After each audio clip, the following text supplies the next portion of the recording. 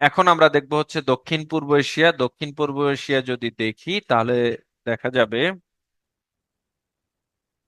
যে দক্ষিণ পূর্ব এশিয়ার দেশগুলোর মধ্যে সবচেয়ে ইম্পর্টেন্ট কি, সরি পূর্ব এশিয়া তো চীন। দক্ষিণ পূর্ব এশিয়ার মধ্যে আমাদের জন্য সবচেয়ে ইম্পর্টেন্ট হচ্ছে মিয়ানমার, কারণ আমাদের পার্শ্ববর্তী দেশই হচ্ছে মিয়ানমার। এবং দক্ষিণ পূর্ব এশিয়ার দেশগুলোকে আমরা মোটা দাগে কি বলি? আসিয়ান স্টেট বলি। আসিয়ান স্টেট মনে রাখার একটা সূত্র আছে না? আমার মনে হয় অনেকেই জানেন আসিয়ান স্টেট মনে রাখার যে সূত্রটা, সেটা কি? এমটিভিতে ফিল্ম দেখলে বিসিএস হবে না। এমটিভি একটা চ্যানেল, মুভি চ্যানেল, তাই না? হ্যাঁ। এমটিভি, এম তে কি বলেন? মিয়ানমার। এম তে হচ্ছে মিয়ানমার, টি তে হচ্ছে থাইল্যান্ড, ভি তে হচ্ছে ভিয়েতনাম, এফ তে হচ্ছে ফিলিপাইন্স। ফিলিপাইন্স এর বানান যদিও পি দিয়ে। হ্যাঁ, ফিলিপিন্স। বাট এখানে আমরা এফ দিয়ে পড়বো। আই তে হচ্ছে কি ইন্দোনেশিয়া, এল তে হচ্ছে লাওস, এম তে হচ্ছে মালয়েশিয়া, বি তে ব্রুনেই, সি তে ক্যাম্বোডিয়া, এস তে হচ্ছে সিঙ্গাপুর। বুঝা গেছে? এইটা হচ্ছে মনে রাখার সূত্র। এটা অনেক জায়গায় দেখবেন আছে।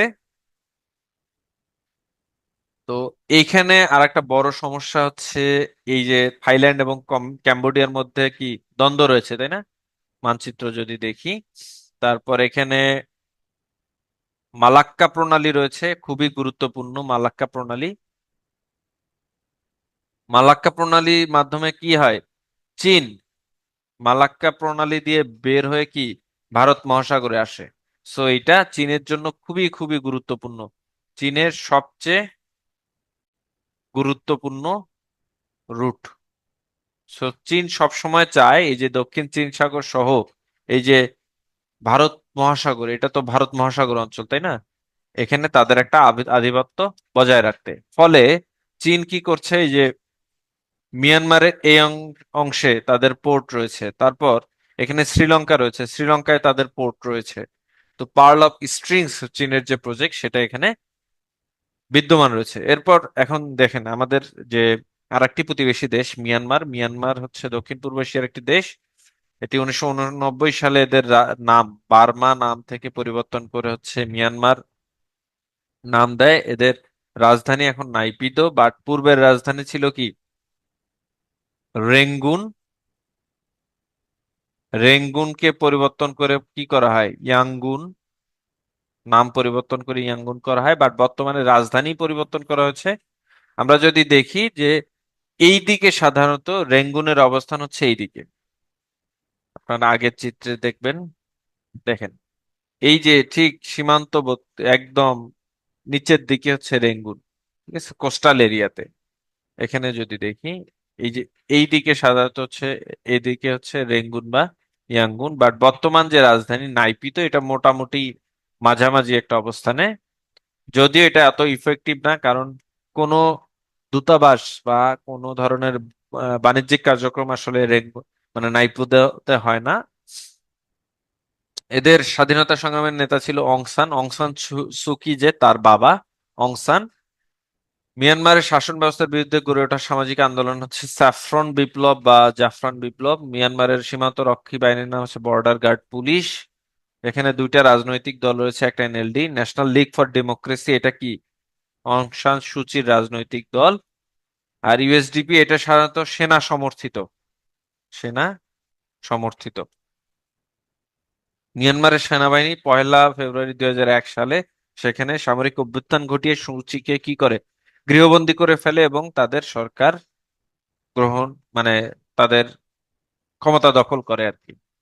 মিয়ানমারের বিভিন্ন গেরিলা সংগঠন রয়েছে, তার মধ্যে আমাদের সীমান্তবর্তী রয়েছে হচ্ছে কারেন। আমাদের সীমান্তবর্তী হচ্ছে কি আরসা রয়েছে, আরাকান রেভুলেশন সালভেশন আর্মি। তারপর রয়েছে কি আরাকান আর্মি, এ এ আরাকান আর্মি। তারপর রয়েছে কুকি চিন। এগুলো হচ্ছে সব আমাদের সীমান্তবর্তী গেরিলা সংগঠন। এছাড়াও মিয়ানমারে অনেক বড় বড় গেরিলা সংগঠন রয়েছে, যারা কিনা প্রত্যেকেই তাদের স্বাধীনতা আন্দোলনের জন্য সংগ্রাম করে যাচ্ছে। Current national army, current national liberation army, এগুলো। বাংলাদেশ এবং মিয়ানমারের মধ্যে বিরোধ হচ্ছে মংডু একটা জেলা, রাখাইন প্রদেশের একটা জেলা, সেই জেলা নিয়ে বিরোধ রয়েছে। 1978 সালে রোহিঙ্গাদের বিরুদ্ধে পরিচালিত অপারেশনের নাম ছিল হলো ড্রাগন কিং। 1982 সালে রোহিঙ্গারা সেই দেশের নাগরিকত্ব হারায়, এবং নাগরিকত্ব হারার পর রোহিঙ্গাদের বর্তমান পরিচয় কি বলেন তো? রোহিঙ্গারা বর্তমানে হচ্ছে স্টেটলেস বা বাস্তুহারা জনগণ। তারা আসলে, রোহিঙ্গারা আসলে নাগরিকও না মিয়ানমারের। তারা আসলে, তাদের কোনো জাতিগত পরিচয়ই এখন নাই। এবং মিয়ানমারের রোহিঙ্গারা কালার নামে পরিচিত, এগুলো দেখবেন। তারপর সর্বশেষ 2017 সালে ক্লিয়ারেন্স অপারেশন চালায়, ফলে দেখা যায় যে মিয়ানমার থেকে মিয়ানমার থেকে বাংলাদেশে কত রোহিঙ্গা এখন বসবাস করছে? নর্মালি বলা হয় 1.2 মিলিয়ন। বর্তমানে এই সংখ্যাটা কি 1.2 মিলিয়নে আছে? না, এটা বর্তমানে অনেক বেড়ে গেছে। আর সাধারণত বলা হয় যে বছরে প্রায় 30-35 হাজার বাচ্চা এখানে জন্মগ্রহণ করে। সো 3 বছরে আসলে 1 লাখ করে বেড়ে যায়। সো বুঝতেই পারছেন এখানে অলরেডি 8 বছর হয়ে গেছে। এখানে সম্ভবত এখন 1.5 মিলিয়নের মতো। এটা এটা আপনারা বলবেন না, আপনারা 1.2 বা 1.3 বলবেন আর কি। তারপর মিয়ানমারের সামরিক বাহিনীর নাম হচ্ছে গডস আর্মি, বা আরেকটা নাম রয়েছে, সেটা বলে তাতমাদাও। পেপারে দেখবেন তাতমাদাও সরকার বলে, তো তাদের জান্তা সরকারকে তাতমাদাও বলা হয়। কি বলা হয়? জান্তা সরকার। এরপর পার্লামেন্টে 25% আসলে আসন সেনাবাহিনীর জন্য সংরক্ষিত। সো বুঝতেই পারছেন মিয়ানমার ওভারঅল একটা ডিপ স্টেট। মিয়ানমারকে কি বলা যাচ্ছে তাহলে? Deep state. ডিপ স্টেটের সংজ্ঞা জানেন তো? ডিপ স্টেট বলতে সেই স্টেটকে বোঝায় যে স্টেটে শাসন ক্ষমতার পিছনে কোনো একটা নির্দিষ্ট গোষ্ঠীর বড় প্রভাব থাকে। অর্থাৎ শাসক শাসন ক্ষমতায় নির্দিষ্ট গোষ্ঠীর বিপুল ক্ষমতা থাকে। যেমন পাকিস্তান নিজে একটা ডিপ স্টেট। পাকিস্তানে আসিম মুনিরের যে পাওয়ার, তাদের প্রেসিডেন্ট বা প্রধানমন্ত্রীরও কি ওই পরিমাণ পাওয়ার নাই, তাই না? এবং এটা অগণতান্ত্রিক ভাবে। এটা একজন সুন্দর কথা বলছেন, অগণতান্ত্রিক ভাবে। যেমন বাংলাদেশের শাসন ক্ষমতায় ব্যবসায়ীদের একসময় কি ছিল? বিশাল একটা প্রভাব ছিল। পরিবারতন্ত্রের প্রভাব থাকে, ব্যবসায়ীদের প্রভাব থাকে, আর্মির প্রভাব থাকে। তো এই বৈশিষ্ট্যগুলো থাকলেই তাদেরকে কি বলা হয়? Deep state. জনগণের ক্ষমতা আসলে সেখানে নিশ্চিত হয় না। এখন দেখেন, বিগত বিসিএস এখান থেকে আসা কোশ্চেন হচ্ছে, এগুলো একটু আপনার অন্যান্য দেশগুলো সম্পর্কেও জানতে হবে, আসিয়ান স্টেট গুলো। সব তো আসলে কাভার করা একটু কঠিন। তারপরেও দেখেন, হালিমা ইয়াকুব উনি কোন দেশের রাষ্ট্রপতি ছিলেন? সিঙ্গাপুরের রাষ্ট্রপতি ছিলেন। বান্দা আছে, এই এই এই এই যে বান্দা আছে, এই জায়গাটা আসলে ইন্দোনেশিয়াতে অবস্থিত। মিয়ানমারের নির্বাসিত সরকারের নাম হচ্ছে ন্যাশনাল ইউনিটি সরকার। এটার সংক্ষেপ নাম আছে একটা এনইউজি। এটার রিলেভেন্স এখন আর নাই। এনইউজি সরকার কোথায় গঠিত হয়েছিল বলেন তো? ইউনাইটেড কিংডমে। অর্থাৎ অং সান সুচিকে যখন নির্বাসনে বা গৃহবন্দী করা হলো, তখন বিদেশে থাকা মায়ানমারের জনগণ, গণতন্ত্র বা স্বাধীনতাকামী জনগণ, তারা মিলে এনইউজি গভর্নমেন্ট গঠন করে, ন্যাশনাল ইউনিটি গভর্নমেন্ট। এবং তাদের একটা সামরিক শাখাও রয়েছে। এই সামরিক শাখার নাম জানেন? এই সামরিক শাখার নাম হচ্ছে PDF. PDF, people defence force.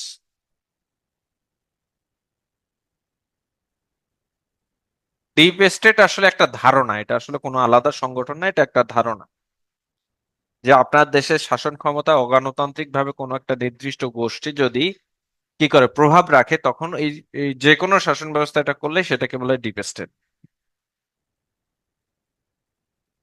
ইলেকশনের পর বাংলাদেশকে আর ডিপ স্টেট বলা যায় না, কারণ বাংলাদেশে কি, হ্যাঁ USA kind of deep state. একজন বলছেন যে ইউএসএ তো ruled by US, Israeli lobby. হ্যাঁ, ইউএসএ কেও আমরা ডিপ স্টেট বলতে পারি। এরপর দেখেন ব্যাডমিন্টন কোন দেশের জাতীয় খেলা? ইন্দোনেশিয়ার জাতীয় খেলা। কোন দেশের জাতীয় সংসদ দ্বিকক্ষ বিশিষ্ট? মিয়ানমারের। National league for democracy, NLD. NLD কার রাজনৈতিক দল? অং সান সুচির, মিয়ানমারের রাজনৈতিক দল। এখন এখান থেকে বিগত বছরে কি কি কোশ্চেন আসছিল, সেটা হলো 2021 সালে মিয়ানমারে যে সামরিক অভ্যুত্থান ঘটে, সেখানে অভ্যন্তরীণ রাজনীতিতে কি পরিবর্তন আসছে? এখানে গণতন্ত্র দিকে যে যাচ্ছিল মিয়ানমার, সেটা ভূপাতিত হয়। ভূপাতিত ফলে কি হয়? সামরিকতন্ত্র আবার জেঁকে বসে। সেইগুলো একটা দেখবেন। আর বর্তমান পরিস্থিতি যদি আসে, মিয়ানমারের বর্তমান পরিস্থিতি, তাহলে কি বলবেন বলেন তো? খুবই ভালনারেবল। মিয়ানমারের টোটাল যে আয়তন, এর মধ্যে 20 থেকে 30% এখন কি আছে? জান্তা সরকারের অধীনে। বাকি যে অংশটুকু, সেগুলো বিভিন্ন বিভিন্ন বিদ্রোহী গোষ্ঠী কি করছে? এই বাকি অংশগুলো নিয়ন্ত্রণ করছে। 80% অঞ্চল নিয়ন্ত্রণ করছে। যেমন আমাদের পার্শ্ববর্তী যে রাখাইন প্রদেশ, এখানে এখানে নিয়ন্ত্রণ করছে কে বলেন তো? Arakan army. ঠিক আছে। এই রাখাইন প্রদেশ নিয়ন্ত্রণ করছে কে? Arakan army. আরাকান আর্মির সংক্ষেপে নাম হচ্ছে এ। আরাকান আর্মি দেখেন কি পরিমাণ চালাক তারা। আমি জাস্ট পয়েন্ট গুলো লিখে দিচ্ছি, আপনারা এগুলো ডিটেইলস তো পড়বেনই, তাই না? বাংলাদেশে যে ইলেকশন হলো, ইলেকশনের পর নতুন সরকার আসলো। এই নতুন সরকারের পররাষ্ট্রমন্ত্রী কে? আমাদের ডক্টর খলিলুর রহমান স্যার, তাই না? তো ডক্টর খলিলুর রহমানকে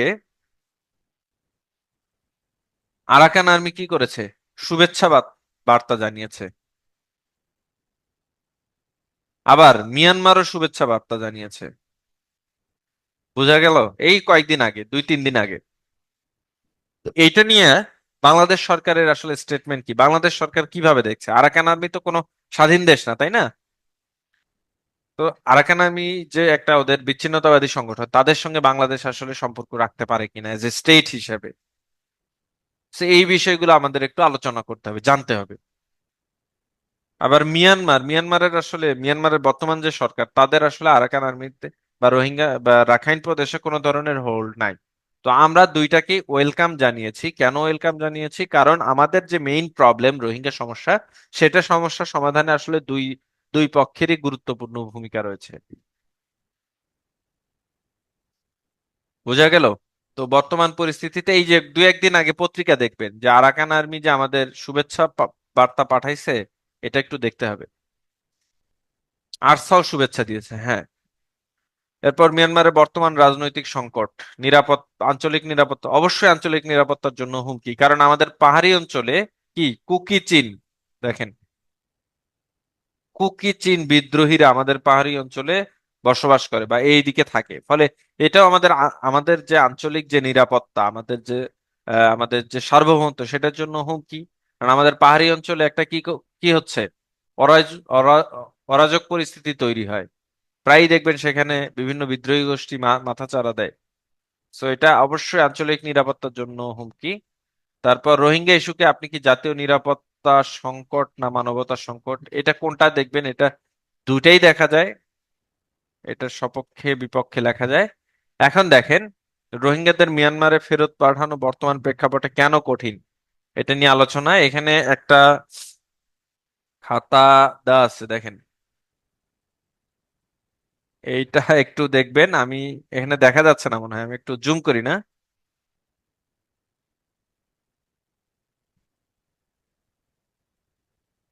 ও, বেশি জুম হয়ে গেল। দেখেন, এখানে বলা আছে কি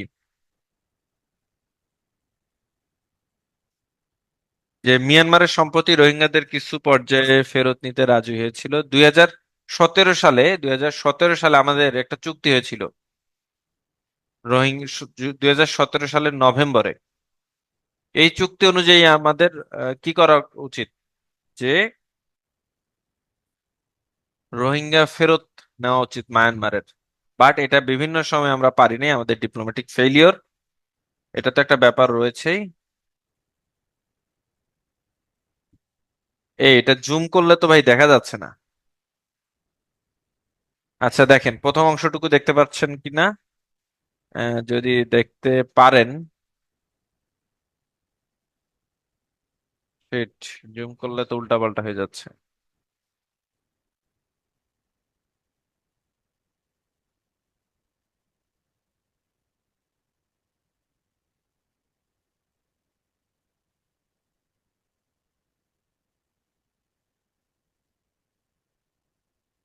সরি সরি।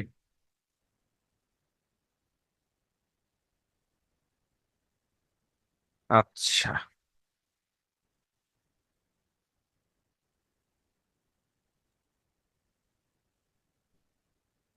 ভাইয়া নিচে আ- কর্নারে হ্যাঁ হ্যাঁ, জুম বাটন আছে। ওকে। এখন মনে হয় ঠিক হয়েছে না? জি ভাইয়া। আচ্ছা, এখন দেখেন আমি একটু এটা বলি। সেটা হচ্ছে এইটা আসলে কেন একটু কঠিন, কারণ কারণ হলো, মূল কারণ যদি বলি তাহলে এখানে রোহিঙ্গা প্রদেশটা বর্তমানে কোন আর্মির দখলে আছে বলেন তো? Arakan army. সো মিয়ানমারের সঙ্গে আমরা যদি আলোচনা ফলপ্রসূ হয়, তারপরেও যেহেতু এই রাখাইন প্রদেশে আরাকান আর্মির দখলে, ফলে এখানে আসলে প্রত্যাবর্তন করতে পারবে কিনা রোহিঙ্গা, এটা ডিপেন্ড করতেছে পুরাটা কার উপর, এখন আরাকান আর্মির উপর। ফলে মিয়ানমারের সঙ্গে আমাদের চুক্তি অনুযায়ী ফেরত কার্যক্রম যদি চালু হয় আরাকান আর্মির কনসেন্ট ছাড়া বা অনুমোদন ছাড়া, আসলে রোহিঙ্গাকে ফেরত পাঠানো এখানে খুবই কঠিন। বোঝা গেল? এটা বুঝতে পেরেছেন কিনা? এরপর আমরা বিভিন্ন অরাষ্ট্রীয় কর্মকের সঙ্গে যোগাযোগ করতে পারি। অরাষ্ট্রীয় কর্মক বলতে বোঝায় কি, যে ধরেন আসিয়ান স্টেট বা আসিয়ানের সঙ্গে আমরা আলোচনা করতে পারি রোহিঙ্গাদের ফেরত পাঠানো নিয়ে। তারপর বিভিন্ন এনজিওরা অবশ্য যদিও অনেক বাধা প্রদান করছে, কারণ এনজিওরা রোহিঙ্গাদের ফেরত পাঠানোর জন্য অন্যতম বড় বাধা। কেন বলেন তো? এটা আপনারা হয়তো জানেন। একজন বলছে ভাইয়া ওই বিষয়ে কাইন্ডলি অ্যান্সারটা করেন। কোন বিষয় ভাই? আমি তো আসলে এত এত প্রশ্ন, আপনারা তো অনেক পার্টিসিপেন্ট, সবার প্রশ্ন অ্যাটেন্ড করতে গেলে এদিকে পড়াইতেই পারবো না। বইয়ের বিষয়গুলো পরে বলবো ভাই। হ্যাঁ, এনজিওর আসলে এখানে কি আছে, বিদেশি একটা ফান্ডিং এর বিষয় রয়েছে, তাই না? ফলে আপনারা দেখবেন, খেয়াল করছেন কিনা, যদি কখনো ওখানে যান, এই রোহিঙ্গা ক্যাম্পে শত শত এনজিও তৈরি হয়ে গেছে তাদের। হ্যাঁ, হাজার হাজার লাখ লাখ লোক মানে হাজার হাজার লোকের কর্মসংস্থান হয়েছে। ফলে এই রোহিঙ্গা সমস্যা যদি না থাকে, ফলে এনজিও গুলো কি হবে, আস্তে আস্তে কমে যাবে। ফলে এনজিও গুলোও চায় না। ফলে এনজিও গুলোর একটা কথা আছে কিন্তু আপনারা দেখবেন, সেটা হলো United Nations High Commission for refugee, UNHCR, এর অধীনে বেশ কিছু এনজিও রয়েছে। এই এনজিও গুলোর একটা কথা আছে যে রোহিঙ্গা ফেরত পাঠানো তখনই সম্ভব যখন কি সেখানে একটা dignified dignified plus safe plus secured plus sustainable অবস্থা তৈরি হবে। এই বিষয়গুলো একটু আপনারাও উল্লেখ করবেন, ঠিক আছে, লেখার মধ্যে। ডিগনিফাইড কি, মর্যাদাপূর্ণ, অর্থাৎ তাদের ফেরত পাঠানোটা হবে মর্যাদাপূর্ণ হতে হবে। সেফ হবে, সিকিউরড হবে, একদম নিরাপদ হবে, এবং সাস্টেইনেবল হবে। সাস্টেইনেবল বলতে কি, যে আমরা তাদের সেখানে রোহিঙ্গাদের ফেরত রেখে আসলাম, তারা আবার ধরেন 6 মাস পর আবার চলে আসতেছে, এরকম না। এটা টেকসই হতে হবে, তারা যেন সারা জীবন ওখানে থাকতে পারে। সো একই সঙ্গে এই বিষয়গুলো নিশ্চিত করা কি সহজ বলেন? যখনই ফেরত পাঠানোর মতো অবস্থা তৈরি হয়, তখন রোহিঙ্গাদের যখন বলা হয় যে তারা এখন ওখানে যেতে আগ্রহী কিনা, রোহিঙ্গারা সাধারণত কি বলে, যে না আমরা সেফ মনে করতেছি না, বা এই যে এটাকে আমরা মর্যাদাপূর্ণ মনে করছি না। অর্থাৎ তাদেরকে মর্যাদাপূর্ণ ভাবে ওখানে ফেরত পাঠাতে হবে। ফলে এই সমস্যার সমাধান করা আসলেই কঠিন। এবং এনজিও গুলো সবসময় বলে যে না, এখানে ডিগনিফাইড আসলে রিপ্যাট্রিয়েশন বা ডিগনিফাইড ভাবে, মর্যাদাপূর্ণ ভাবে তাদেরকে কি ফেরত পাঠানো হচ্ছে না। বা ওখানে ফেরত পাঠায় আসলে তারা কিভাবে থাকবে, আরাকান আর্মির তো একটা ব্যাপার রয়েছে, আবার জান্তা সরকারের নির্যাতনের ব্যাপার রয়েছে, সব মিলে আর কি। এটা একটা খুব কনভলিউটেড কেস, খুবই কমপ্লেক্স একটা কেস। তারপর যদি আমরা দেখি যে মিয়ানমারের চীন ভারতের একটা স্টেক রয়েছে, চীন ভারতেরও একটা বিষয় রয়েছে। যেমন মিয়ানমারে ভারতের একটা প্রজেক্ট আছে, ভারতের একটা প্রজেক্ট রয়েছে, এই প্রজেক্টটার নাম কি বলেন তো? কালাদান প্রজেক্ট। এগুলো বলতে গেলে অনেক বিষয় রয়েছে। হ্যাঁ, ভারতের প্রজেক্টটার নাম হচ্ছে কালাদান প্রজেক্ট। কালাদান প্রজেক্টটা মূলত ভারতের মূল ভূখণ্ডের সঙ্গে মূল ভূখণ্ডের সঙ্গে সমুদ্র পথে মিয়ানমারে এসে, মিয়ানমারের এই আরাকান প্রদেশে এসে সেখান থেকে আবার ল্যান্ড পথে বা ভূমি পথে আবার তাদের যে সেভেন সিস্টার সেখানে যাওয়ার একটা পথ। তো এখানে এখানে ভারতও চায় না আসলে রোহিঙ্গা রিপেট্রিয়েশনটা ভালো মতো হোক। তো তাদের একটা প্রজেক্ট রয়েছে কালাদান প্রজেক্ট, এটা একটু দেখে নিবেন। তো তাদের এই তাদেরও আসলে কি লাগবে, সমর্থন লাগবে এই রোহিঙ্গা সমস্যা সমাধানের জন্য। তা সর্বোপরি আসলে মিয়ানমারের যে গৃহযুদ্ধ, এই পরিস্থিতিটা রোহিঙ্গা সমস্যাটাকে বা রোহিঙ্গাদের ফেরত পাঠানোটাকে আরো বেশি কঠিন করে তুলছে, এটা আমরা বলতে পারি। এখন একটা আপনাদের জন্য পোল কোশ্চেন আছে, এটা একটু ভাই ইব্রাহিম ভাই একটু পোল কোশ্চেনটা চালু করে দেন। সেটা হচ্ছে এশিয়ার বৃহত্তম মরুভূমি কোনটা? হুম, সময় কত? 30 সেকেন্ড সময়।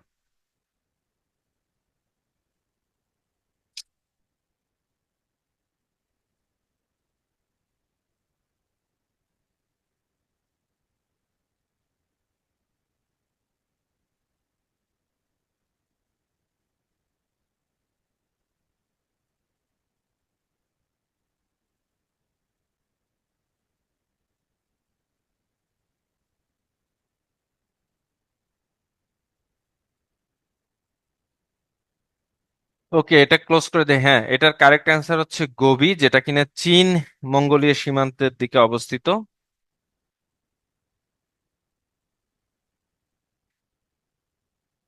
ওকে,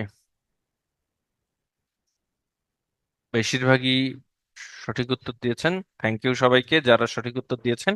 এখন দেখেন, দূরপ্রাচ্যের যে দেশগুলো আমরা সেগুলো সম্পর্কে একটু আলোচনা করব। দেখেন, প্রাচ্য শব্দের অর্থ কি বলেন তো? পূর্ব। আর পাশ্চাত্য মানে কি? পশ্চিম।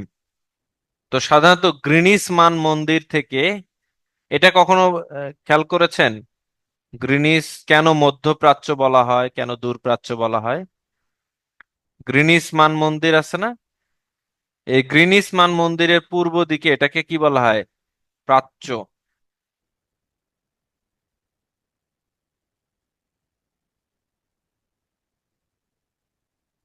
হ্যাঁ, পয়েন্টের নাম দিতে হবে। গ্রিনিস মান মন্দির থেকে পূর্ব দিকের অংশটাকে বলা হয় প্রাচ্য, আর পশ্চিমে কি বলা হয়? পাশ্চাত্য, তাই না? তো এই প্রাচ্যের মধ্যে দূরে যেটা অবস্থিত, একদম দূরে কি? চীন, জাপান, এগুলো হচ্ছে একদম দূরে, এই জন্য এটাকে বলা হয় দূর প্রাচ্য। আর মাঝামাঝি মধ্যে পর্যায়ে রয়েছে কি? মিডল ইস্টের কান্ট্রি গুলো, এই জন্য এটাকে কি বলা হয়? মধ্যপ্রাচ্য। বোঝা গেল? এই এই আগে জানতেন যে কেন মধ্যপ্রাচ্য বলা হয়? কখনো খেয়াল করছেন? প্রাচ্য মানে হলো পূর্ব, অর্থাৎ গ্রিনিস মান মন্দির থেকে ডান দিকে যদি আমরা যাই, সেটা কি? পশ্চিম দ্রাঘিমা, পশ্চিম অংশ। আর বাম বাম সরি, বাম দিকে গেলে পশ্চিম, ডান দিকে গেলে হচ্ছে পূর্ব। তো ওই পূর্বের দূরে, পূর্বের আরেকটা নাম হলো প্রাচ্য, সবচেয়ে দূরে যে পূর্ব সেটা হলো দূর প্রাচ্য। মাঝখানে যেটা থাকে সেটা হলো মধ্যপ্রাচ্য। মধ্যপ্রাচ্যের দেশগুলো সম্পর্কেও আমরা জানবো। তো তার আগে দেখে নেই যে দূরপ্রাচ্যের যে দেশগুলো খুবই ইকোনমিক্যালি খুবই ডেভেলপ, এর মধ্যে উত্তর কোরিয়া এবং মঙ্গোলিয়া ছাড়া, এগুলো একটু দেখবেন রাজধানী রাজধানী আছে, দেখতে হবে। হ্যাঁ, গ্রিনিস মান মন্দির থেকে চীন সম্পর্কে এখানে অনেক কিছু বলা আছে, এটা দেখতে হবে। এগুলো আমি সবগুলো পড়ানোর দরকার নাই, জাস্ট এটা মনে রাখেন যে গণচীন বা People's Republic of China, PRC যেটা বলা হয়, চীনের অফিসিয়াল নাম কি বলেন তো? পিআরসি। আর তাইওয়ানের অফিসিয়াল নাম কি? ROC, Republic of China. তো এটা উল্টাপাল্টা করা যাবে না। 1949 সালে মাও সেতুং বিপ্লবের মাধ্যমে গণচীন প্রতিষ্ঠা করেন। তার আগে চীনে প্রজাতন্ত্র প্রতিষ্ঠা হয় 1912 সালে। এই প্রজাতন্ত্র আবার আমেরিকার সঙ্গে বেশি ঘনিষ্ঠ ছিল। যখন 1949 সালে কি হয়, মাও সেতুং এর অধীনে বিপ্লব হয়, তখন চিয়াং কাইশেক, এটা সম্ভবত পরের পেজে আছে, আমি একটু বলি। 1949 সালে চিয়াং কাইশেক সে কোথায় পালিয়ে যায়? ফর্মোজা প্রণালীর মাধ্যমে তাইওয়ান, বর্তমান যে তাইওয়ান, সেখানে পালিয়ে যায় এবং আরওসি গঠন করে। তো এই তাইওয়ান হচ্ছে গণতন্ত্রপন্থী, আর চীন কি পিআরসি বা মূলত গণচীন, সেটা হলো সমাজতন্ত্রপন্থী। এরপর 1966 সালে এখানে কালচারাল রেভলিউশন ঘটে, তিয়েনানমেন স্কয়ারে হত্যাকাণ্ড হয় 1989 সালে, এগুলো একটু দেখতে হবে। তারপর ওল ফোরিয়ার ডিপ্লোমেসির প্রবক্তা হচ্ছে চীন, যদিও তারা এটা কি করে না, নিজেরা ওইভাবে বলতে চায় না। চীনের রাজাকে বলা হয় সান অফ গড। তারপর আরো অনেক বিষয় রয়েছে। এদের একটা পলিসি রয়েছে, ফাইভ ফিঙ্গার স্ট্র্যাটেজি। এই তত্ত্বের জনক হচ্ছে কি, মাও সেতুং। এই তত্ত্ব জানেন তো, এই তত্ত্ব কি বলে, ফাইভ ফিঙ্গার স্ট্র্যাটেজি? এরা মনে করে হচ্ছে তিব্বত হচ্ছে তাদের হাতের তালু, এবং পাঁচটা ফিঙ্গার, সেই পাঁচটা ফিঙ্গার হচ্ছে কি কি, লাদাখ, এগুলা হচ্ছে ফাইভ ফিঙ্গার্স। লাদাখ, নেপাল, সিকিম, ভুটান, অরুণাচল। অরুণাচল। তারপর এখানে মোটামুটি এই, এরপর যদি দেখি, চীন সম্পর্কে আসলে অনেক কিছু জানার আছে, এই মোটামুটি এগুলো জানলে হবে। চীনের বর্তমানে সবচেয়ে বিলাসী বা সবচেয়ে ভিশনারি প্রজেক্ট, ভিশনারি কি হলো, ভিশনারি প্রজেক্ট কি বলেন? এটার নাম হচ্ছে বেল্ট অ্যান্ড রোড ইনিশিয়েটিভ। এটার আরেকটা নাম আছে কি, OBOR। OBOR, one belt one road, তাই না? তো এই সিল্ক রোডের ধারণা থেকে এই ওয়ান বেল্ট ওয়ান রোডের ইয়েটা আসে। এটা যদি আমি একটু আপনার ব্যাকগ্রাউন্ড হিস্ট্রিটা বলার চেষ্টা করি, তাহলে দেখব 2013 সালে কাজাকিস্তানের কাজাকিস্তানের রাজধানী কি, আস্তানায়, আস্তানাতে শি জিনপিং তার এই ভিশনারি প্রজেক্টের কথা বলেন, যে চীনের এক সময় যে একদম 2000 বছর আগে যে তাদের সিল্ক রোড ছিল, এই সিল্ক রোডকে তারা পুনরায় তাদের কানেক্টিভিটির জন্য রিভাইভ করবেন, পুনরায় নতুন করে কি করবেন, চালু করবেন। তো শি জিনপিং এর তখন যে ঘোষণা, সেই ঘোষণা অনুযায়ী এই বোল্ট অ্যান্ড রোড ইনিশিয়েটিভের সূচনা ঘটে। পরবর্তীতে ইন্দোনেশিয়াতেও উনি একটা কনফারেন্সে একই ধরনের প্রস্তাব করেন এবং বেল্ট অ্যান্ড রোড ইনিশিয়েটিভটা নেন। মূলত এই বেল্ট অ্যান্ড রোড ইনিশিয়েটিভের বিআরএ এর তিনটা পার্ট, একটা কি, একটা হচ্ছে ল্যান্ড রুট। ল্যান্ড রুটে কয়টা রুট আছে বলেন তো, বলতে পারবেন? একটা হচ্ছে 21st century maritime silk route, আর একটা হচ্ছে কি, পোলার সিল্ক রুট, যেটা কিনা নর্থ পোল দিয়ে যাবে, পোলার সিল্ক রুট। তো ল্যান্ড রুটের মধ্যে রুট আছে আসলে ছয়টি, রুট আছে। এগুলো একটু আমি লিখে দেই একটা এক্সট্রা পেজে। তাহলে ল্যান্ড রুট হচ্ছে কয়টি? ছয়টি। এই ছয়টি রুট কি কি? একটা হচ্ছে চীন ইউরাল, ঠিক আছে? এই চীন ইউরাল রুট দিয়ে সেটা কোথায় যাবে বলেন তো? এইটা যাবে হচ্ছে সাধারণত চীন থেকে রাশিয়ার দিকে, রাশিয়া, বেলারুশ, এইগুলোতে। আর একটা রয়েছে চীন মঙ্গোলিয়া রাশিয়া, রাশিয়া। আর একটা রয়েছে, 1 নম্বর এটা, 2 নম্বর এটা, 3 নম্বর যদি বলি, 3 নম্বর রয়েছে চীন মধ্যপ্রাচ্য দিয়ে কোথায়? ইউরোপ। এইদিকে একটা রুট রয়েছে। 4 নম্বর রুট রয়েছে হচ্ছে চীন, আর হচ্ছে ইন্দোচীন। ইন্দোচীন কোনগুলো বলেন তো? লাওস, ফিলিপাইন, ক্যাম্বোডিয়া, এই দেশগুলোতে। একটা রয়েছে CPEC, China Pakistan economic corridor. ঠিক আছে, বাংলা ইংরেজি মিক্সড হয়ে গেল, একটু দেখে নিয়েন না এগুলো। চায়না পাকিস্তান আমি সংক্ষেপে লিখে নিলাম। আর 6 নম্বরটা কি? বিসিআইএম। বিসিআইএম কি বলেন? Bangladesh, China, India, Myanmar corridor. এই বিসিএম এর চায়নার কোন অংশটা জড়িত?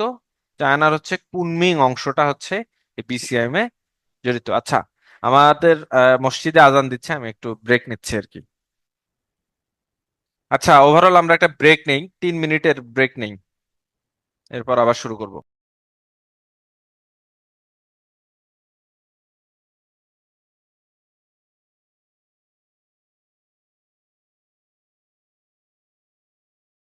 সরি ভাই, এটা নামাজের ব্রেক না, নামাজের ব্রেক আমি একবারেই ক্লাস শেষ করে দেবো, তো একবারেই ইয়ে করব।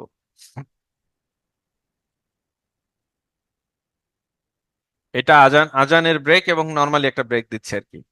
অনেকক্ষণ যাবত বলছি, বক বক করছি, এটা ব্রেক নেই। 2 ঘন্টা হয়ে গেছে, তাই না?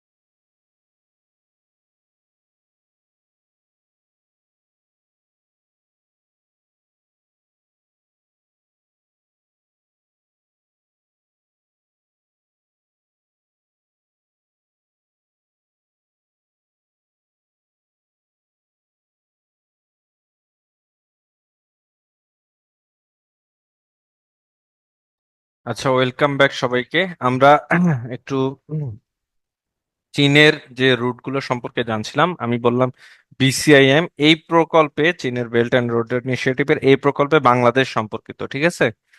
সো এইগুলো হচ্ছে চীনের সিল্ক রুট।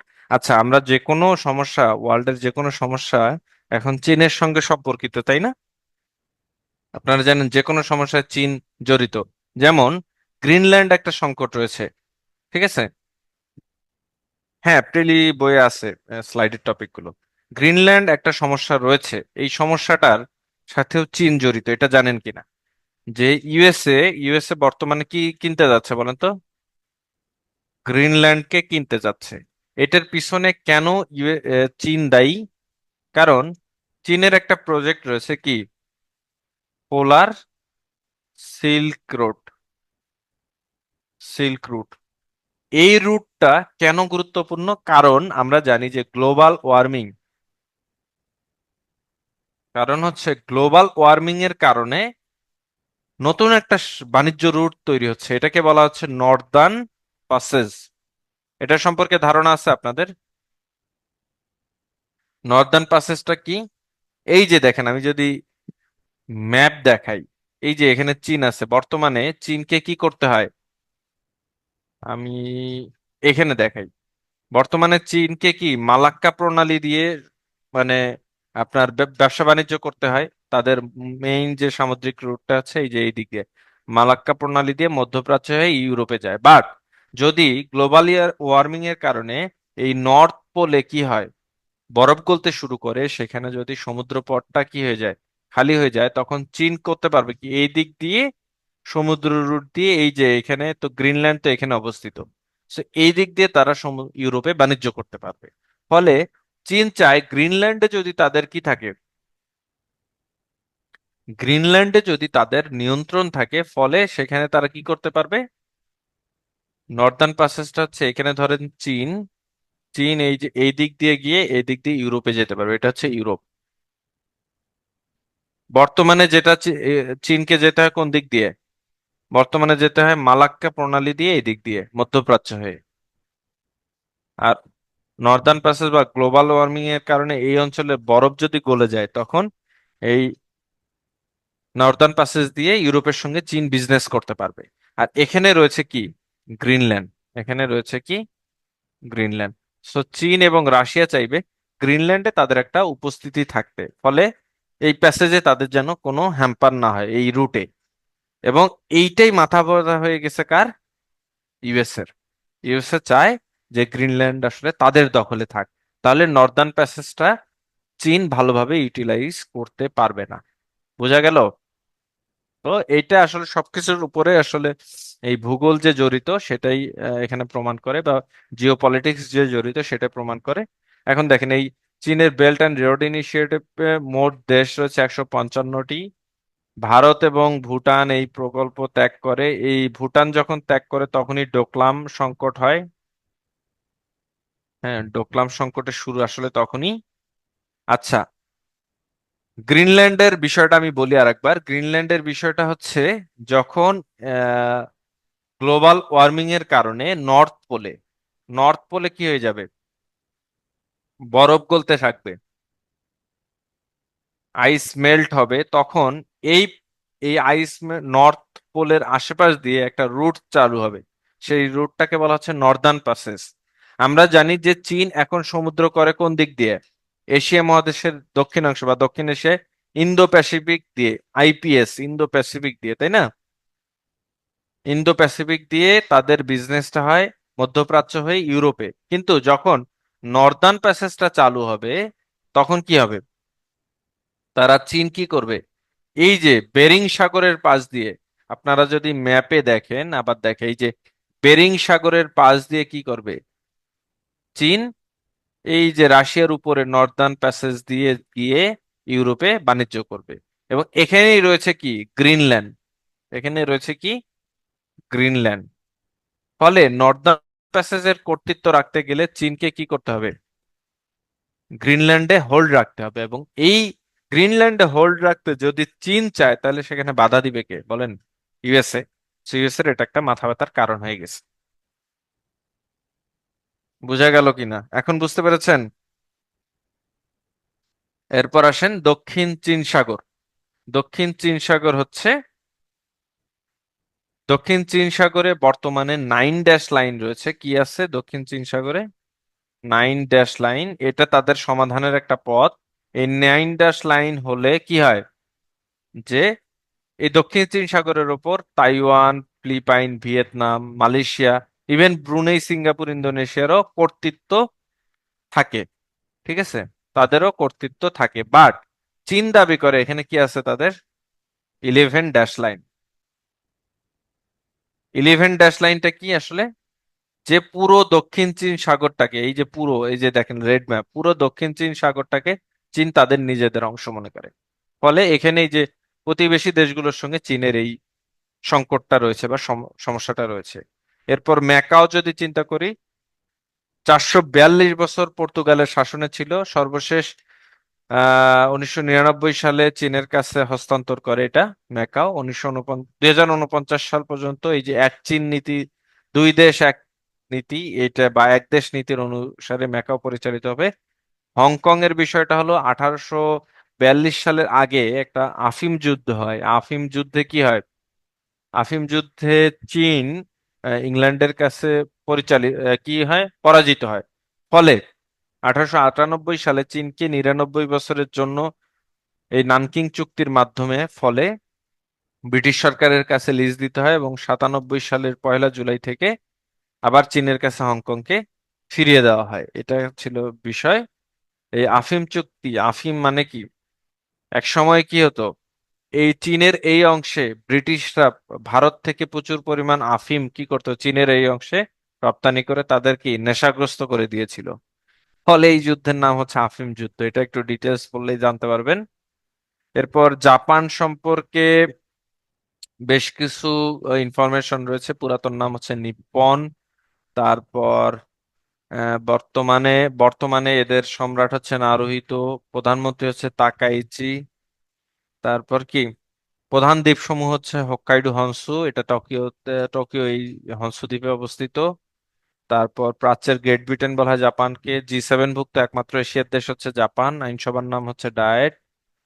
এবং বিগ বি, বিগ বি একটা তাদের প্রজেক্ট ছিল। এই প্রজেক্টটার নাম হচ্ছে দা বে of Bengal industrial growth belt.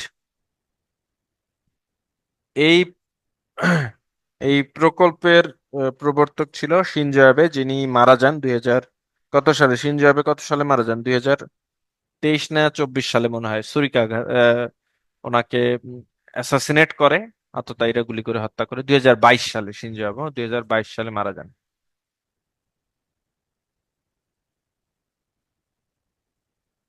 এগুলো একটু দেখতে হবে। এরপর এই অংশ থেকে বিগত বছরের কোশ্চেনগুলো যদি একটু দেখি, তাহলে দেখবো যে চীনের ওয়ান বেল্ট ওয়ান রোড প্রকল্প কোন দেশসমূহের মধ্যে সংযোগ বৃদ্ধি করে, কোন মহাদেশের মধ্যে আসলে অ্যাকচুয়ালি, আসলে এশিয়া, ইউরোপ এবং আফ্রিকার মধ্যে। এশিয়ার দেশসমূহের মধ্যে কোনটি বিশ্বের উন্নত দেশ? অবশ্যই জাপান। বর্তমানে কি, বর্তমানে মানে চীন, চীন আসলে উন্নত দেশ বলা হয় না, এটা এখনো ডেভেলপিং একটা কান্ট্রি হিসেবে ধরা হয়।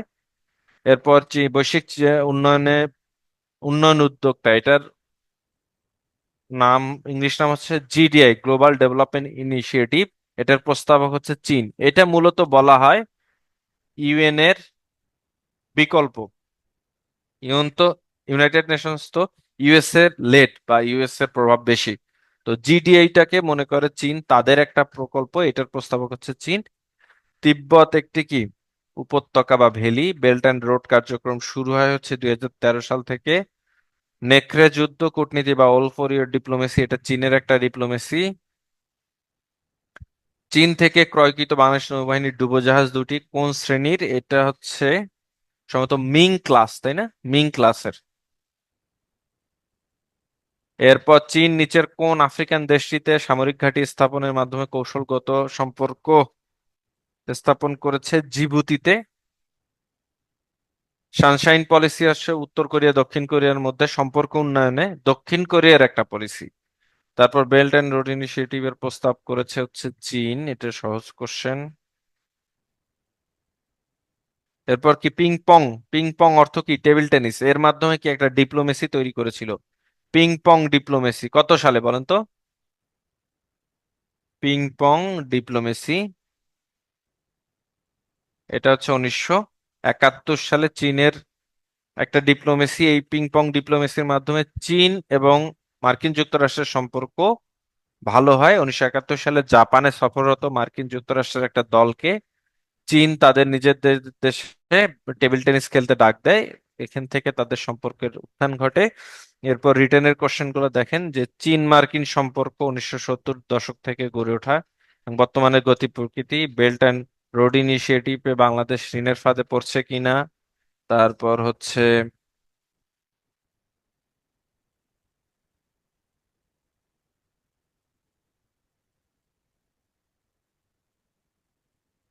আচ্ছা, একটু লাইনে থাকেন, হ্যাঁ। এরপর যুক্তরাষ্ট্র চীনের মধ্যে তখন এই বাণিজ্য যুদ্ধ ছিল। বর্তমানে বলা যায় যে তাদের সব বিষয়ে তাদের মধ্যে একটা সংকট বা যুদ্ধ অবস্থা জারি থাকে। দক্ষিণ চীন সাগর নিয়ে কার বিরোধ, চীন মার্কিন সম্পর্কের প্রতিকৃতি, এগুলো একটু দেখতে হবে। 72 সালে থেকে চীন মার্কিন সম্পর্ক বিকাশ, এগুলো দেখেন। বেল্ট অ্যান্ড রোড ইনিশিয়েটিভ সম্পর্কে তো আমরা পড়লামই একটু আগে, এগুলো পুরোটার উত্তরই আছে। আমি যে রুটগুলোর কথা বললাম সেগুলোতে। উদ্দেশ্য মেইন উদ্দেশ্য কি? কানেক্টিভিটি, তাই না? কানেক্টিভিটি এবং বিজনেস। চীন চায় যে পুরো বিশ্বব্যাপী তাদের বিজনেস সম্প্রসারিত হোক যোগাযোগ ব্যবস্থার মাধ্যমে। এরপর একটা পোল কোশ্চেন রয়েছে, এক দেশ দুই নীতি কত সাল পর্যন্ত কার্যকর থাকবে? এটা মূলত হচ্ছে ম্যাকাওকে নিয়ে। এই ভাই একটু পোল কোশ্চেনটা দেন ইব্রাহিম ভাই।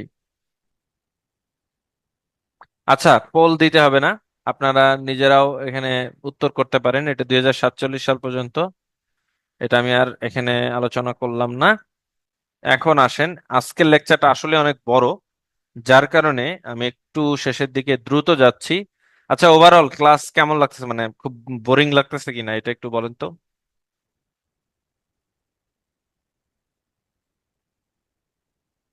রিভিউ টিভিউ ভালো পাবো কি মনে হয়? আসলে এত বড় লেকচার তো। আমি শেষের দিকে একটু হ্যাঁ, শেষের দিকে একটু কোশ্চেন অ্যান্সার নিব আপনাদের। মাথার উপর দিয়ে যাইতেছে বলতে একটু আপনি মনোযোগ দিয়ে শুনলেই হবে। সিলেবাসটা একটু বড় বাট। হুম।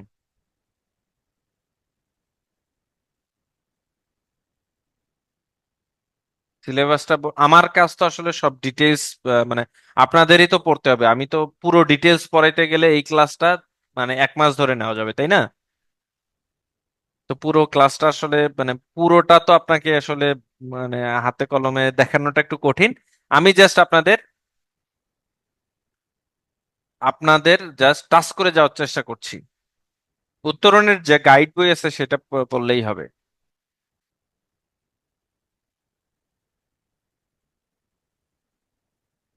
আচ্ছা, এখন দেখেন, পশ্চিম এশিয়া আলোচনা করলে অনেক বিষয় আলোচনা করা যাবে।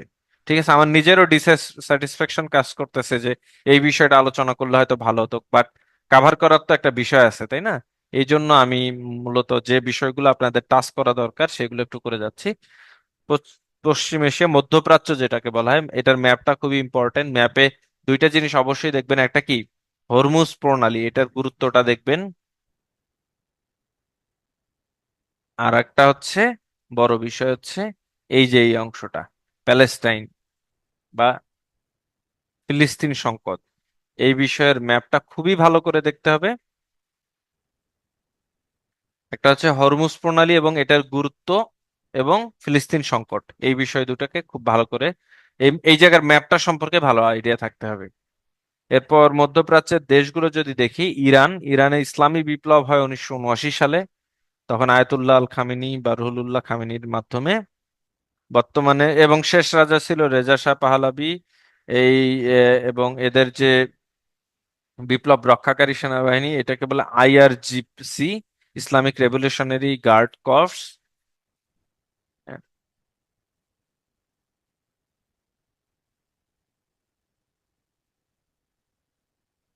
আচ্ছা, যাই হোক, সিলেবাস যাই হোক, আমি একটু ধারণা দিচ্ছি আপনাদের। এগুলো পড়তে হবে কিন্তু আপনাদের ডিটেলস। হ্যাঁ, আমি শেষের দিকে কিছু সোর্স বলবো আসলে কোথায় থেকে বেশি পড়ার চেষ্টা করবেন। তারপর তাদের পারমাণবিক বিদ্যুৎ কেন্দ্রের প্ল্যান্ট আছে হচ্ছে বুশেহর শহরে। তারপর তাদের সর্বোচ্চ ধর্মীয় নেতা হচ্ছে আয়াতুল্লাহ আল খমেনি। মাসা আমিনির ঘটনায় ইরানে বিলুপ্ত হয়েছে, মোরাল পুলিশিং বিলুপ্ত হয়। তারপর জেসিপিও কি, joint comprehensive plan of action, এটা কি ইরানের সঙ্গে P5+1 কান্ট্রির হচ্ছে পারমাণবিক নিউক্লিয়ার ডিল বলা হয়। P5+1 ভার্সেস ইরান, এটা কি নিউক্লিয়ার ডিল। এই ডিলে কি হয়েছে যে ইরান তাদের পারমাণবিক সম্প্রসারণ, পারমাণবিক অস্ত্র বা পারমাণবিক কার্যক্রম সীমিত রাখবে। বিনিময়ে ইরান কি পাবে? ইরানের ওপর যে অর্থনৈতিক নিষেধাজ্ঞাগুলো রয়েছে এই দেশগুলোর P5+1 সেগুলো উঠে যাবে।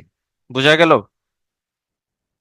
এইটা ছিল মূলত এই জেসিপিও চুক্তি। এই চুক্তির ভবিষ্যৎ খুবই অন্ধকার, কারণ ইউএসএ এই চুক্তি কি মানতে চায় না।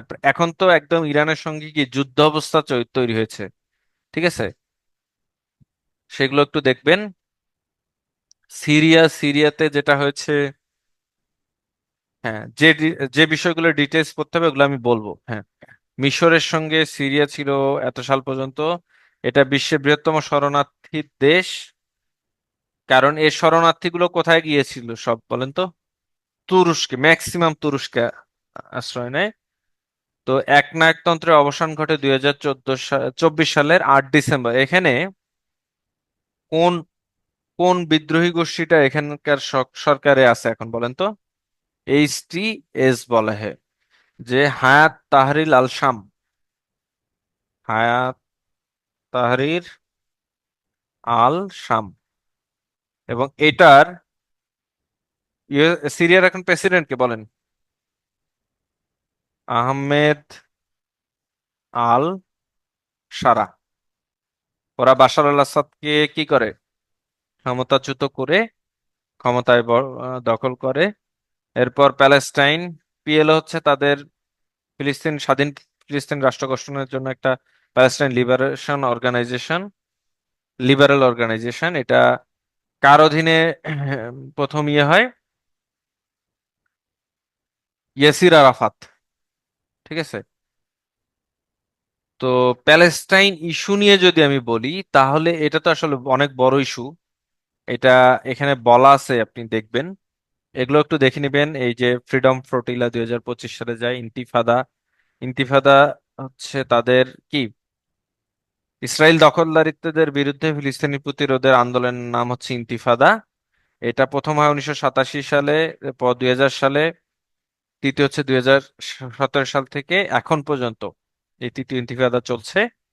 প্যালেস্টাইন ইস্যু নিয়ে আমি একটু ডিটেলস বলবো আপনাদের, সেটা ক্রোনোলজিক্যালি কখন থেকে আসলে শুরু। এটা ওই যে একটা পরীক্ষার খাতা নিয়ে আমরা আলোচনা করব, তখন আরো বলবো। ইসরায়েল পৃথিবীর একমাত্র ইহুদি রাষ্ট্রে 1917 সালে বেলফোর ঘোষণা। বেলফোর কে ছিল? ব্রিটিশ পররাষ্ট্রমন্ত্রী ছিল, তাই না? ব্রিটিশ মন্ত্রী ছিল। তার একটা ম্যান্ডেট ছিল বা ঘোষণা ছিল যে মধ্যপ্রাচ্যে ফিলিস্তিনিতে বিশেষ করে মসজিদুল আল আকসা বা জেরুজালেমকে কেন্দ্র করে একটা ইহুদি রাষ্ট্র প্রতিষ্ঠা। এটা ওরা কার্যকর করে 1948 সালের 14ই মে। ঠিক আছে। তো ওরা ওরা এই প্যালেস্টাইনকে ভাগ করে ফেলে, ভাগ করে এখানে ইহুদি রাষ্ট্র প্রতিষ্ঠার ঘোষণা দেয়। তখন থেকে আসলে এই সমস্যাটা, সংকটের তৈরি হয়। তো এই বিষয়গুলো একটু দেখবেন। এই ইহুদিবাদের আন্দোলনের জনক হচ্ছে থিওডর হার্টজেল। তারপর তাদের গোয়েন্দা সংস্থা হচ্ছে মোসাদ, এরা সামরিক। তারপর সিনবেত রয়েছে, সামরিক গোয়েন্দা সংস্থা, সরি, সামরিক গোয়েন্দা সংস্থার নাম হলো আমান। এবং এই যে লাস্ট যে একটা অ্যাকর্ড হয় আব্রাহাম অ্যাকর্ড, এটার ঘটনা একটু পড়বেন। Abraham accord.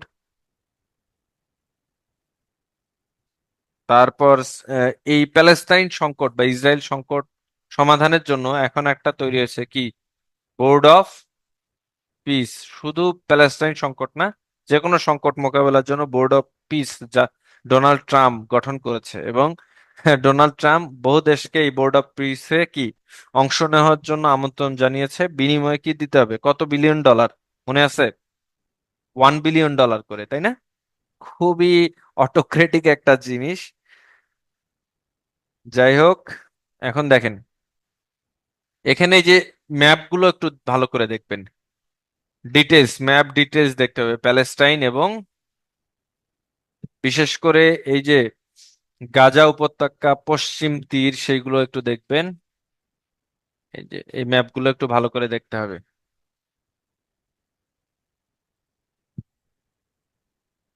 বিগত বছরে প্রিলিতে এখান থেকে কোশ্চেন আসছে কি কি, ইসরায়েল ও ইরানের মধ্যে চলমান সংঘাতের কারণ কি, ওই সময়ে ছিল আসলে পারমাণবিক শক্তি।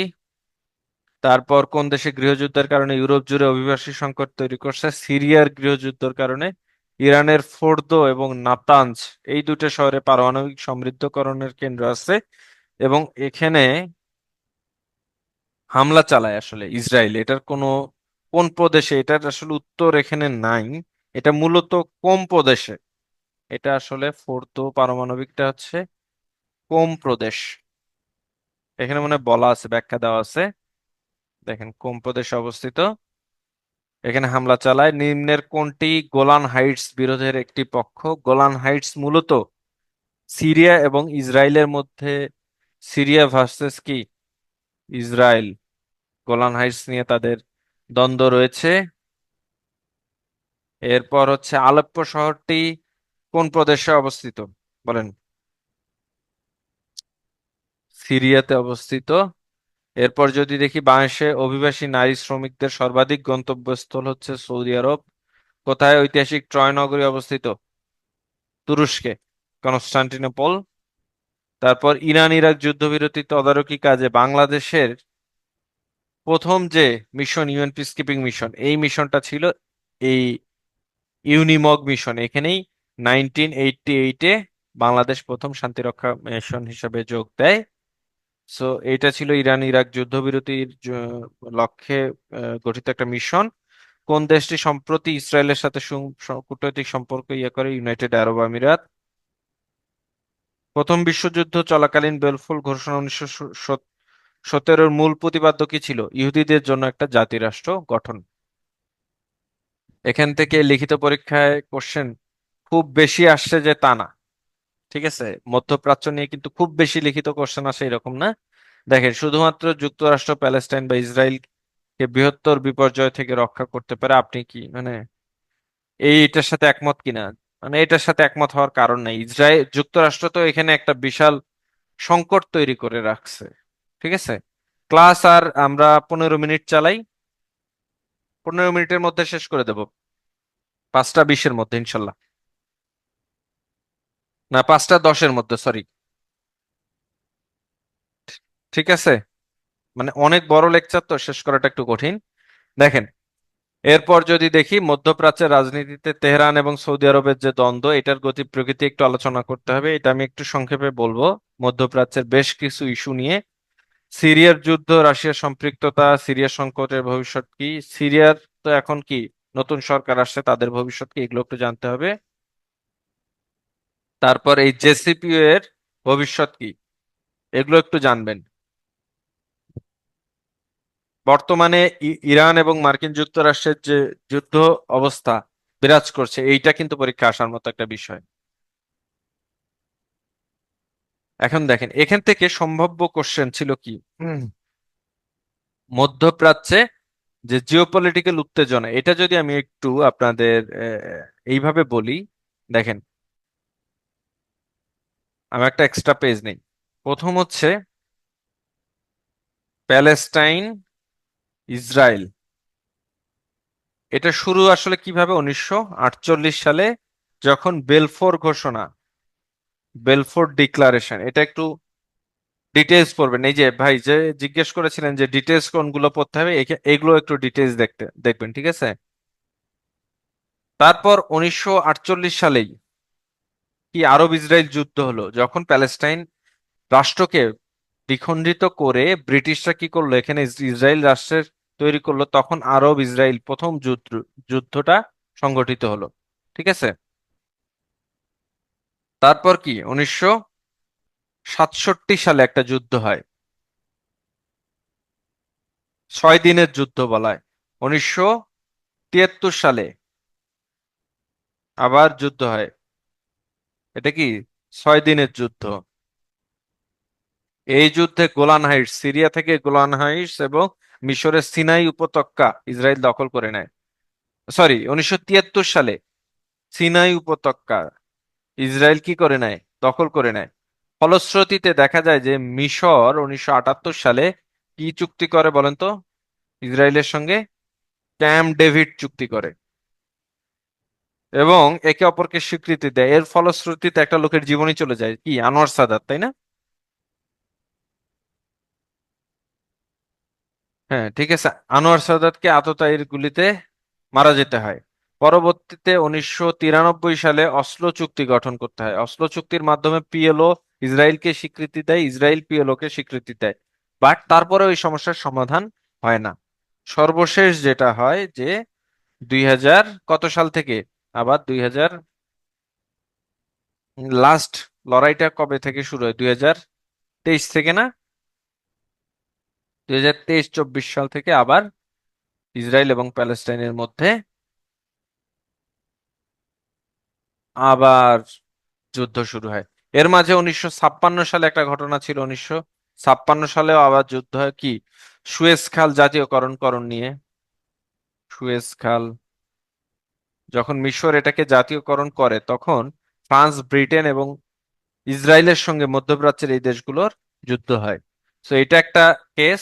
এরপর আমি একটা পুরো মধ্যপ্রাচ্যের একটা সংকটের ওভারঅল ধারণা দেওয়ার চেষ্টা করব যে কোথায় কি সংকটটা হয়। দেখেন, সংকটের নাম,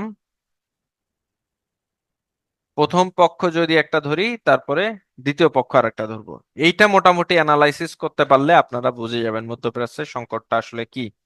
ঠিক আছে, প্রথম সংকট যদি দেখি, ইয়েমেন সংকট। ইয়েমেন সংকটে প্রথম পক্ষ হচ্ছে মনসুর আল হাদি সরকার। হ্যাঁ, যে সরকার, যে সরকার পক্ষ মনসুর আল হাদি সরকার, এই সরকারকে ব্যাকআপ দেয় কারা বলেন তো? সৌদি আরব। এবং আরেকটা ব্যাকআপ দেয় কে? ইউএসএ। এবং এইটার বিরোধী পক্ষ কারা? একটা হলো হুতি বিদ্রোহী।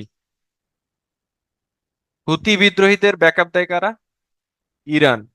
আর ইরান পাশে থাকলে কি থাকবে? অবশ্যই রাশিয়া এবং চীন। বোঝা গেল? এটা হলো ইয়েমেন সংকট। এরপর এগুলো আপনি একটু ডিটেইলস এইভাবে লিখতে হবে। এখন দেখেন লেবাননে, লেবাননে কি সমস্যা? লেবাননে একটা পক্ষ কি? হিজবুল্লাহ। হিজবুল্লাহকে ব্যাকআপ দেয় কারা বলেন?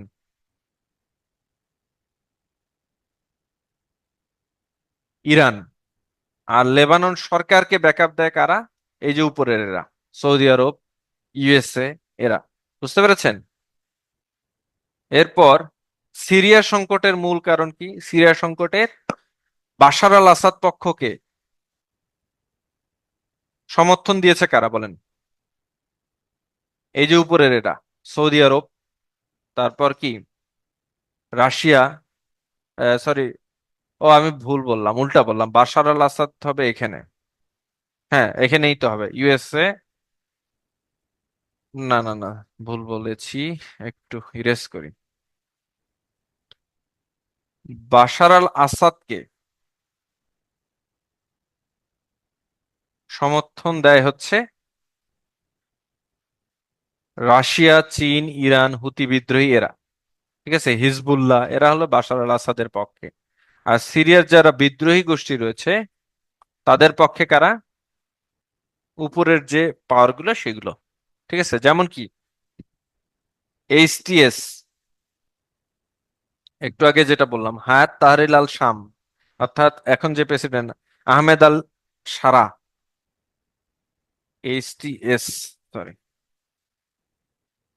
সো এইটা হলো মূলত মধ্যপ্রাচ্যের ওভারঅল, মানে এখন এখান থেকে যদি কোশ্চেন আসে যে চীন, সরি, মধ্যপ্রাচ্যে ইরান সৌদি আরব দ্বন্দ্ব লিখতে পারবেন কিনা? বলেন তো পারবেন কিনা। তারপর মধ্যপ্রাচ্যে যদি আসে, এগুলো হচ্ছে কোশ্চেন। মধ্যপ্রাচ্যে যদি কোশ্চেন আসে হচ্ছে ইউএসএ চীনের দ্বন্দ্ব মধ্যপ্রাচ্যে, পারবেন কিনা? একটা আরেকটার সাথে কানেক্টেড।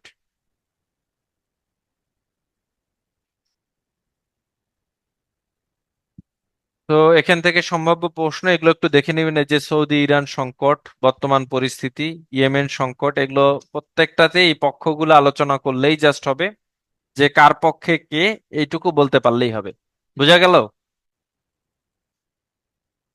আর একটা জিনিস, ওই যে আরো ইসরায়েলের সময় এই ম্যাপটা একটু জানতে হবে, যে 1948 সালে বা 1946 সালে পুরো 100% এলাকায় কার ছিল? প্যালেস্টাইনের। বাট যখন বেলফোর ঘোষণা করা হয় 1948 সালে, তখন ঘোষণা হয় যে 48% হবে কার? প্যালেস্টাইনের। 52% হচ্ছে ইসরায়েলের।